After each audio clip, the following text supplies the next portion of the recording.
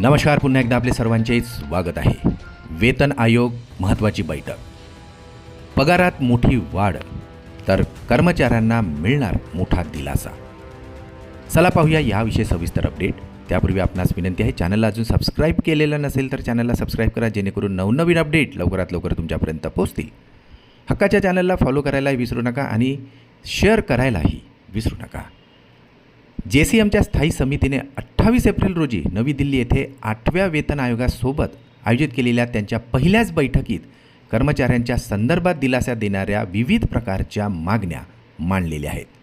चला पाहूया.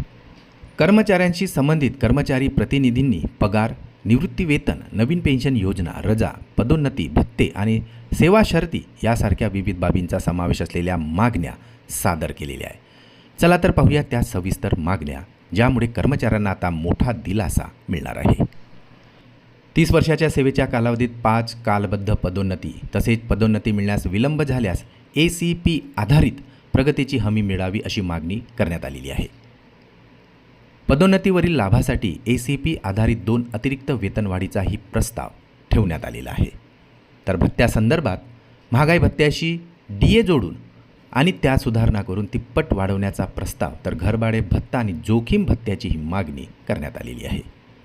याशिवाय व्याजमुक्त आगाऊ रक्कम, सण, नैसर्गिक आपत्ती, 4 चाकी वाहन यासाठी आगाऊ रक्कम देणे, तसेच सेवेत असताना मृत्यू झाल्यास सेवानिवृत्ती लाभामधून वसुली माफ करण्याची ही मागणी करण्यात आलेली आहे.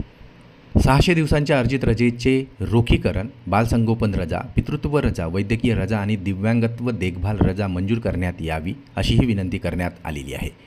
कर्मचारी समूह विमा योजना अंतर्गत विमा संरक्षण आणि वर्गणी दरामध्ये वाढ करण्याची ही मागणी करण्यात आलेली आहे.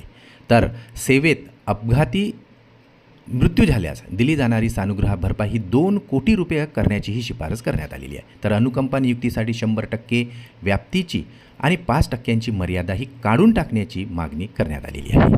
बोनसची मर्यादा वाढवणे, प्रत्यक्ष मूळ वेतन अधिक महागाई भत्ता यावर आधारित बोनसची गणना करण्याचाही प्रस्ताव, तर संघटनेने NPS आणि UPS मागे घेण्याची, तर अंशदायी निवृत्ती वेतन योजना पुन्हा लागू करण्याची मागणी केलेली आहे.